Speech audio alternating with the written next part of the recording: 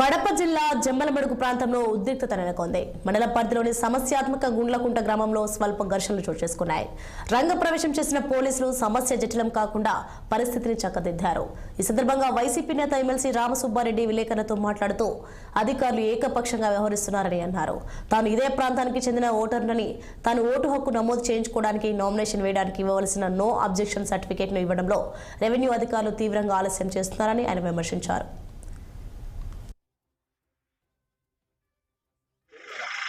ఏదైతే గవర్నమెంట్ కూటమి ప్రభుత్వం ఏదైతే ఉందో నోటిఫికేషన్ ఇచ్చినారు, గ్రామాల్లో టామ్ చేసినారు, ఎన్నికలు జరుగుతూ ఉన్నాయి. మీరందరూ కూడా ఓటు హక్కున్న వాళ్ళంతా పాల్గొనండి. మీకు ఏదన్నా నీటి పన్నులు పెండింగ్ ఉన్నాయి, పన్ను కట్టాల్సిందే కూడా మీరందరూ కూడా వీఆర్ఓల దగ్గర కట్టి నోటివ్ సర్టిఫికేట్ తీసుకొని ఎన్నికల్లో పోటీ చేసేదానికి మీకు అర్హత వస్తుందని చెప్పడం జరిగింది. దానికి సంబంధించి మాకు గుండ్లకుంటకు సంబంధించి మైలవరం రిజర్వాయర్ కింద వాటర్ యూజర్స్ అసోసియేషన్ 3కి ఇక్కడ ఎన్నికలు జరుగుతూ ఉన్నాయి. అంటే 12 టీసీలకు ఎన్నికలు జరగాల. వీళ్ళందరూ కలిసి ఒక వాటర్ యూజర్స్ అసోసియేషన్ ప్రెసిడెంట్ ఎన్నుకోవాల్సి వస్తారు.